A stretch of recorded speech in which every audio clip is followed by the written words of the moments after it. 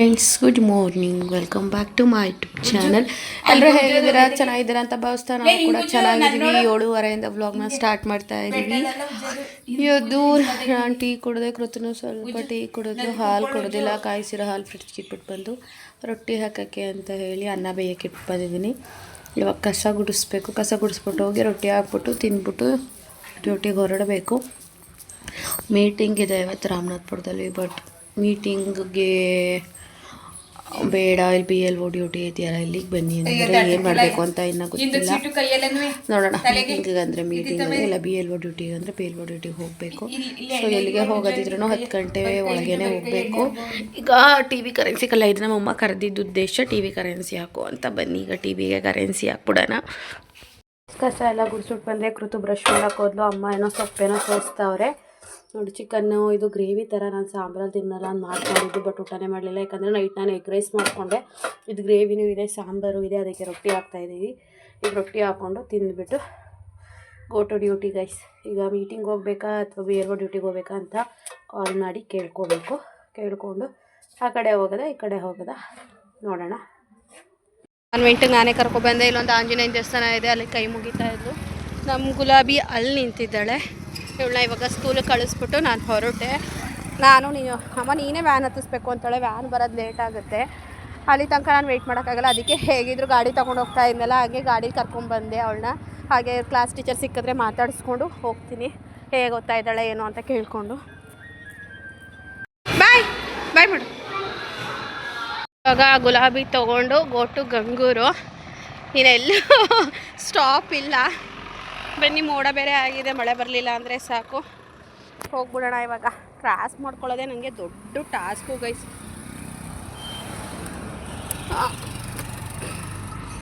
ಅಲ್ಲ ಗೈಸ್, ನಾನು ಶೋರೂಮ್ ಹತ್ರ ಬಂದೆ. ಗುಲಾಬಿ ತೊಗೊಂಡು 5 ಗಂಟೆ ನಂಬರ್ ಪ್ಲೇಟ್ ಯಾವಾಗ ಬಂದಿದೆ ಅಂತ ಕೇಳೋಕೆ, ಇಲ್ಲೆಲ್ಲೋ ಸ್ಟಿಕ್ಕರ್ ಅಂಟಿಸ್ತಾರೆ ಅಂದರು. ಅದು ಎಲ್ಲಿ ಅಂತ ಕೇಳೋಣ ಅಂತ ಹೇಳಿ ಬಂದೆ. ಸೊ ಕೇಳಿಕೊಂಡು ಹೋಗೋಣ ಬನ್ನಿ. ಇನ್ನೇ ಹುಡುಕೊಂಡ್ಬಂದಿದ್ದು ಸ್ಟಿಕ್ಕರ್ ರೇಡಿಯಮ್. ಈಗ ಹೋಗಿ ಅಲ್ಲಿ ಕೇಳ್ಕೊಂಡು ಹೋಗೋಣ ಬನ್ನಿ. ಇದೀನಿ, ಅವನಾರು ಬಂದು ಗುದ್ದಿಸ್ಬಿಟ್ರೆ ಏನು ಭಯ ಆಯ್ತದೆ ಗೈಸ್. ಮತ್ತೆ ಸೈಡ್ಗೆ ಹಾಕೋಣ ಅಂತೇಳಿ ಮತ್ತೆ ವಾಪಸ್ ಬಂದೆ. ಮತ್ತೆ ಫುಲ್ ಸೈಡ್ಗೆ ಹಾಕ್ಬಿಟ್ಟು ಹೋಗೋಣ. ಆಟೋ ಹಾಕ್ತಾ ಇದ್ದಾರೆ, ಬಿಸಿ ಇದ್ದಾರೆ. ಈ ಮೆಟ್ಲು ನೋಡಿದ್ರೆ ಭಯ ಆಯ್ತಾಯ್ತು ಇಳಿಯೋಕ್ಕೆ. ಯಪ್ಪ, ನಾನು ಸಾಲಿಗೆ ನಮ್ಮಲ್ಲಿ ಓಡಾಡ್ತೀನಿ, ಬಟ್ ಯಾವ್ಯಾವ ಅಂಗಡಿ ಯಾವೆ ಅಂತ ನಮ್ಗೆ ಅವಶ್ಯಕತೆ ಇದ್ದಾಗಲೇ ಅಲ್ವಾ ಸಿಗೋದು. ಹುಷಾರಾಗಿ ಇಳಿಬೇಕು, ಬಿದ್ದರೆ ಡೈರೆಕ್ಟ್ ಸ್ವರ್ಗನೀಯ. ಈಗ ನಮ್ಮೂರಿಗೆ ಹೋಗೋ ಹತ್ರ ಒಂದು ಐತೆ ಅಂಗಡಿ, ಅಲ್ಲೊಂದು ಸಲ ವಿಚಾರಿಸ್ಕೊಂಡು ಹೋಗೋಣ ಬನ್ನಿ. ನಾನು ಗುಲಾಬಿ ಅನಾಥವಾಗಿ ನಿಂತವಳೆ. ನಾಳೆ ಬೆಳಗ್ಗೆ 8:30 ಅಥವಾ ಸಂಜೆ ಮೇಲೆ ಸಿಗ್ತೀನಿ ಅಂದರೆ ನಾನು ಬೆಳಗ್ಗೆ ಮತ್ತೆ ಗಾಡಿ ತೊಗೊಂಡು ಹೋಗೋಕ್ಕಾಗುತ್ತಾ? ಏನು ಮಾಡೋದು ನೋಡೋಣ ಬನ್ನಿ. ಅಲ್ಲೊಂದು ಹತ್ರ ವಿಚಾರಿಸ್ಕೊಂಡು ಹೋಗೋಣ. ಒಂದಿದೆ RRADIANCE ಅಂತ, ಇಲ್ಲಿಗೆ ಬಂದಿದ್ದೀನಿ. ಇಲ್ಲ, ಕಾಲ್ ಮಾಡಿದೆ, ಟೀ ಕುಡಿಯೋಕೆ ಹೋಗಿದ್ದೀನಿ, ಬಂದೆ ಅಂದರು. ಈ ಗುಲಾಬಿನ ನಿಲ್ಲಿಸ್ದೆ, ಕರೆಕ್ಟಾಗಿ ನಿಲ್ಲಿಸ್ದೆ. ಯಾಕೆ ಗೊತ್ತಿಲ್ಲ, ಒಂಥರ ಜಾರೋದಂಗೆ ಬಿದ್ದೋಗ್ಬಿಟ್ಲು. ಫೋನ್ ಕೈಲಿ ಹಿಡಿದಿದೆ, ಫೋನು ರೋಡೊಳಗೆ ಬಿದ್ದೋಗ್ಬಿಡ್ತು. ಅಲ್ಲಿಂದ ಬಂದಿದ್ದೀನಿ, ಚೆನ್ನಾಗಿ ನಿಲ್ಲಿಸಿದ ಮೇಲೆ ಗುಲಾಬಿ ಬಿದ್ದೋಗ್ಬಿಟ್ಲು. ಏನೇನಾದ್ರು ಒಂದು ಸಣ್ಣ ಪುಟ್ಟ ಎಡವಟ್ಟು ಮಾಡ್ಕೊತಾ ಇರ್ತೀನಿ ಗೈಸ್ ನಾನು. ಟೈಮ್ ಬಂದು ಆಲ್ರೆಡಿ 5:15 ಆಗೋಯ್ತು. ಇವ್ರು ಇನ್ನೂ 10 ನಿಮಿಷ ಮೇಡಮ್ ಬರ್ತೀನಿ ಅಂತಿದ್ದಾರೆ.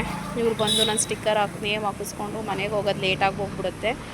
ಬಂದರು, ಶ್ರುತಿ ಅಕ್ಕ ಕಾಲ್ ಮಾಡಿದ್ರು, ಮಾತಾಡ್ತಾಯಿದ್ದೆ. ಶ್ರುತಿ ಅಕ್ಕನ ಜೊತೆ ಗಾಡಿನ ಇಲ್ಲಿ ಮೇಲ್ಗಡೆ ತೊಗೊಬನ್ನಿ ಅಂದರು. ಈಗ ಗುಲಾಬಿನ ತೊಗೊಂಡು ಹೋಗೋಣ ಮೇಲ್ಗಡೆ. ಸರ್ ಅದೇನು ಆ ಥರ ಬೇಡ, ಹಾಂ ಬೇಡಿ, ಆ ಥರ ಬೇಡ. ನಾರ್ಮಲ್ ಆಗಿಲ್ಲ, ಏನಿಲ್ಲ ನಾರ್ಮಲಾಗಿ ಬೇಡ, ಸ್ವಲ್ಪ ಕರ್ಸಿವ್ ಹ್ಯಾಂಡ್ ರೈಟಿಂಗ್ ಥರ ಇರಲಿ. ಕರ್ಸಿವ್ ಆಗಿದ್ರೆ ಸ್ಪೆಲ್ಲಿಂಗ್ ಓದಾಗಲ್ಲ ಆಮೇಲೆ. ಅಲ್ಲ, ಸ್ವಲ್ಪ ಆ ಥರ ಇರಲಿ, ಫುಲ್ ಬೇಡ. ಅದು ಇನ್ನೂ ಒಂಥರ ಇದ್ರ ಥರ ಕಾಣ್ತಾ ಇದೆ, ನೀಟಾಗಿ ಕಾಣ್ತಾ ಇಲ್ಲ ಅಂತ. ಓಕೆನಾ? ಹಾಂ ಬೇಡ, ಆ ಥರ ಬೇಡ. ಸುಷ್ಮಾ, ಓಕೆ, ಈ ಥರ ಇರಲಿ. ಪಾಪು ನೇಮ್ ಮಾತ್ರ ಬೇರೆ ಥರ ಹಾಕಿ ಅದನ್ನು.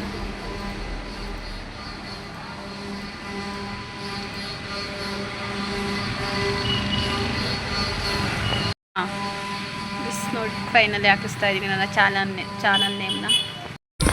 ಫೈನಲಿ ನಾನು ತುಂಬ ದಿನಗಳ ಕನಸು ಇದು. ಗಾಡಿ ತೊಗೋಬೇಕು ಅಂತ ಹೇಗೆ ಅನಿಸಿತ್ತೋ, ನನ್ನ ಗಾಡಿ ಮೇಲೆ ನನ್ನ ಚಾನಲ್ ನೇಮ್ನ ಹಾಕಿಸ್ಕೋಬೇಕು ಅಂತ. ನನ್ನ ಗಾಡಿ ತೊಗೊಳಕ್ಕೆ ನನ್ನ ಚಾನಲ್ ಕೂಡ ಕಾರಣ.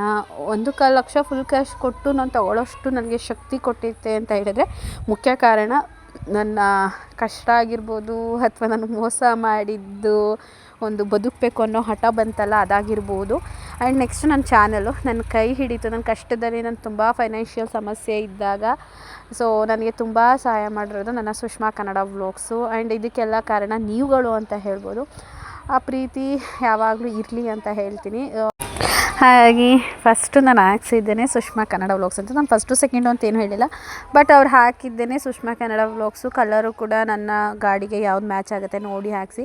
ಅದಾದಮೇಲೆ ಎರಡನೇದು ನನ್ನ ಮಗಳ ಹೆಸರು ಹಾಕಿಸಿ ಅದಕ್ಕೆ ವಿತ್ ಹಾರ್ಟ್ ಹಾಕಿಸ್ದೆ. ಹಾರ್ಟ್ ಒಳಗಡೆ ಎಸ್ ಅಂತ ಸಿಂಬಲ್ ಬರುತ್ತಾ ಅಂತ ಹೇಳಿ ಕೇಳಿದೆ. ಬಿಕಾಸ್ ಎಸ್ ವರ್ಸ್ ಅಂತನೂ ಆಗುತ್ತೆ, ಸುಷ್ಮಾನೂ ಆಗುತ್ತೆ. ಕೃತು ಪಕ್ಕ ಅದೊಂದು ಎಸ್ ಅನ್ನೋ ಇನ್ಶಿಲಿರಲಿ ಅಂತ. ಬಟ್ ಹಾರ್ಟ್ ಒಳಗಡೆ ಬರಲ್ಲ ಮೇಡಮ್ ಅಂತ ಹೇಳಿದ್ರು. ಹೌದಾ, ಓಕೆ ಅಂತ ಹೇಳಿ ನಾನು ಸುಮ್ಮನೆ ಅದೇ. ನನಗೆ ನನ್ನ ಮಗಳ ಹೆಸ್ರು ಹಾಕಿಸ್ಕೋಬೇಕು ಅನ್ನೋದು ಇತ್ತು. ಬಟ್ ಕೃತು ಒಂದು ಸಲ ಹೇಳಿದ್ಲು, ಅಮ್ಮ ಪ್ಲೀಸ್ ನನ್ನ ಹೆಸ್ರು ಹಾಕಿಸ್ಕೊ ಅಂತ ಕ್ಯೂಟಾಗಿ.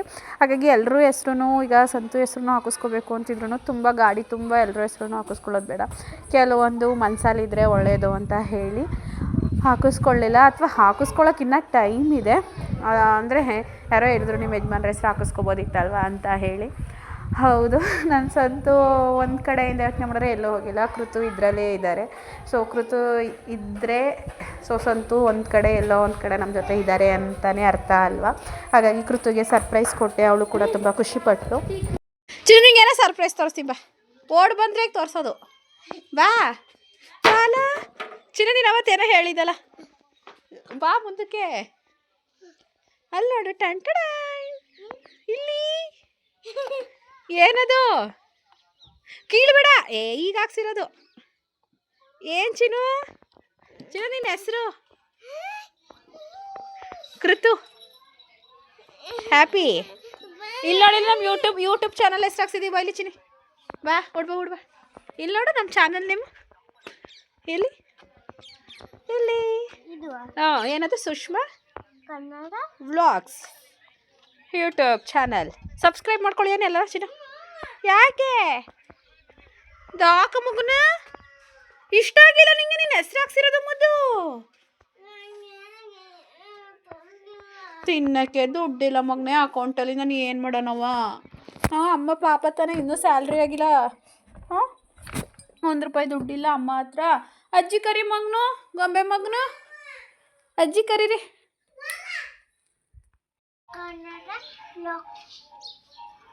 ನಿನ್ನ ಹೆಸ್ರು ಹಾಕ್ಸಿರೋ ತೋರ್ಸ್ಕೃತು. ನಿನ್ನ ಹೆಸ್ರು ಹಾಕ್ಸಿರೋದ ಅಜ್ಜಿಗೆ?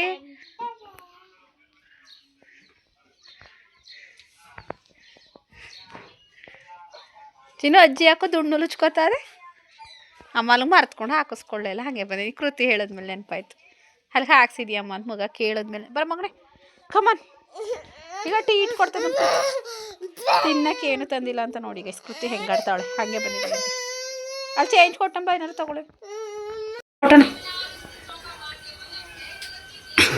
ಚಿನ್ನು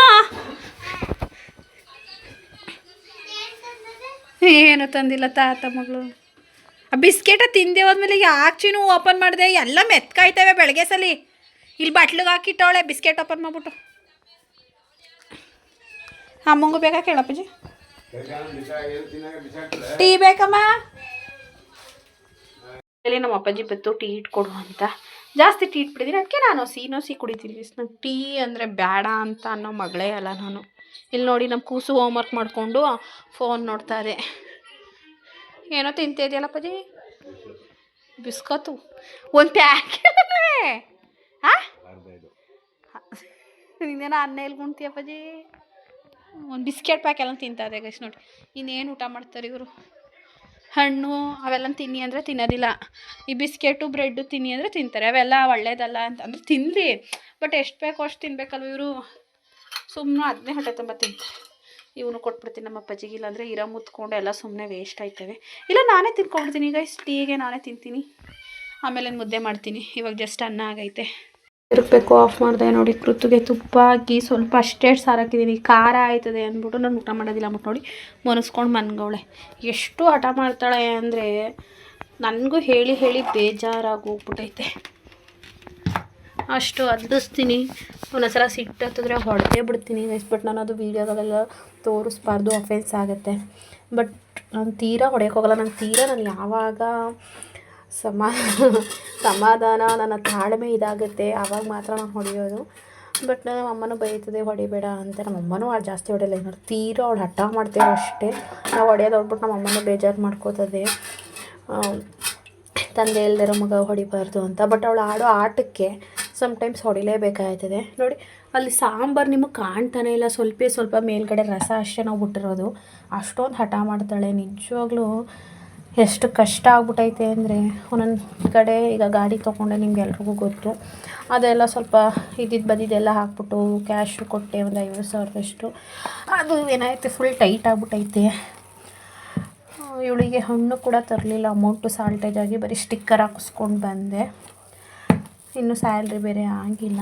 ಕೆಲವೊಬ್ಬರು ಲಕ್ಷ ತೊಗೊಳ್ಳೋರಿಗೆ ಗೈಸ್, ಅಥವಾ ಗಂಡ ಹೆಂಡತಿ ಮಕ್ಕಳು ಮನೆ ಎಲ್ಲ ಪ್ರತಿಯೊಂದು ಇರೋರಿಗೆ, ನಮ್ಮ ಥರ ಗಂಡ ಇಲ್ಲದವ್ರ ಸಮಸ್ಯೆ ಏನು ಅನ್ನಲ್ಲ. ಅವ್ರ ಪಾಡಿಗೆ ಅವ್ರು ಏನೋ ವೀಡಿಯೋ ಮಾಡ್ಕೊಂಡು ಹೋಗ್ತಾ ಇದ್ದಾರೆ, ನಮಗೇನು ತೊಂದರೆ ಇಲ್ಲ ಅಂತ ಅನ್ನಲ್ಲ. ಸುಮ್ಮನೆ ನಾವು ಆ ಜಾಗದಲ್ಲಿ ಇಲ್ಲ ಅಂದರೂ ನಮ್ಮನ್ನ ಮಾತಾಡೋದು ನಮ್ಮ ಬಗ್ಗೆ, ಅಥವಾ ಹಾಗೆ ಹೀಗೆ ಅನ್ನೋದು. ಅವರಿಗೆ ನಿಜವಾಗ್ಲೂ ನಮ್ಮ ಥರ ಚಿಕ್ಕ ವಯಸ್ಸಿಗೆ ಗಂಡನ ತಿನ್ಕೊಂಡು ಈ ಥರ ಏನೋ ಒಂದು ಸೋಷಿಯಲ್ ಮೀಡ್ಯಾದಾಗಲಿ ಅಥವಾ ಇನ್ನೊಂದು ಚಿಕ್ಕ ಪುಟ್ಟ ಕೆಲಸ ಮಾಡಿಕೊಂಡು ಮಕ್ಕಳು ಸಾಕೋದವ್ರಿಗೆ ಗೊತ್ತಿರಲ್ಲ. ಯಾಕಂದರೆ ಅವರು ಸ್ಟಾರ್ಟಿಂಗಿಂದನೇ ಚೆನ್ನಾಗಿ ಬಂದ್ಬಿಟ್ಟಿರ್ತಾರೆ. ಸುಮ್ಮನೆ ಅನ್ಯಾಯವಾಗಿ ಮಾತಾಡೋದು, ಅದು ಯಾರು ಮಾತಾಡೋದು ಏನು ಅಂತ ನಾನು ಯಾವಾಗಲಾದರೂ ಮುಂದೆ ಹೇಳ್ತೀನಿ. ಇವಾಗಂತೂ ನಾನು ಸದ್ಯಕ್ಕೆ ಹೇಳೋ ಪರಿಸ್ಥಿತಿಲಿಲ್ಲ. ತುಂಬ ಬೇಜಾರಾಗಿದ್ದೀನಿ ನಾನು. ಏನಕ್ಕೆ ಈ ಥರ ನಾನು ಯಾರ ಸುದ್ದಿಗೂ ಹೋಗಲಿಲ್ಲ ಅಂದ್ರೂ ನನ್ನ ಬಗ್ಗೆ ಏನಕ್ಕೆ ಈ ಥರ ಮಾತಾಡ್ತಾರೆ, ಏನಕ್ಕೆ ನನಗೆ ಹಿಂಗೆಲ್ಲ ಇದು ಮಾಡ್ತಾರೆ. ನನ್ನ ಪಾಡಿಗೆ ನಾನು ಜೀವನ ಮಾಡ್ತಾಯಿದ್ದೀನಿ. ನೋಡಿ, ಬೇರೆ ಅನ್ನಕ್ಕೆ ಕೊಡು ಅಂತಿದ್ದಾಳೆ. ಬೇರೆ ಅನ್ನಕ್ಕೆ ಏನು ಹಾಕೋಣ ಚಿನ್ನು, ನೀನೇ ಹೇಳು, ಏನು ಹಾಕೋಣ? ಹಾಂ, ಬೇರೆ ಅನ್ನಕ್ಕೆ ಏನು ಹಾಕೋಣ? ಇವಳು ಇಷ್ಟು ಹಠ ಮಾಡಿದ್ರೆ ಹೆಂಗೆ ಗೈಸ್ ಮಾಡೋದು ನಾವು? ಈಗ ಮುದ್ದೆ ಕಟ್ಟಬೇಕು. ನಾನು ನಿಮ್ಗೆ ಆಮೇಲಿಂದ ಸಿಗ್ತೀನಿ. ಫ್ರೆಂಡ್ಸ್ ಎಲ್ಲರೂ ನಾವು ಊಟ ಮಾಡಿ ಕುಳಿತು ಮಲ್ಕೋಬೇಕು ಅಂತಿದ್ಲು. ನಾನು ಊಟ ಆದಮೇಲೆ ಸ್ವಲ್ಪ ಟಿ ವಿ ನೋಡ್ತಾಯಿದ್ದೆ, ಹಾಗೆ ಮೊಬೈಲ್ ನೋಡಿಕೊಂಡು. ಅವಳು ನನ್ನ ಹತ್ರನೇ ಮಲ್ಕೋತೀನಿ ಅಮ್ಮ ಅಂತ ಹೇಳಿ ಮಲ್ಕೋತಾ ಇದ್ಲು ಕ್ಯೂಟಾಗಿ. ಮತ್ತು ನಾನು ವೀಡಿಯೋ ಮಾಡೋದನ್ನ ನೋಡಿ ಮತ್ತೆ ಕಣ್ಣು ಬಿಟ್ಬಿಟ್ಟು ನೋಡ್ಕೊಂಡು ಹಾಗೆ ಮಲ್ಕೊಂಡು ಈ ವ್ಲಾಗ್ನ ಇಲ್ಲಿಗೆ ಎಂಡ್ ಮಾಡ್ತಾಯಿದ್ದೀನಿ. ಬಾಯ್.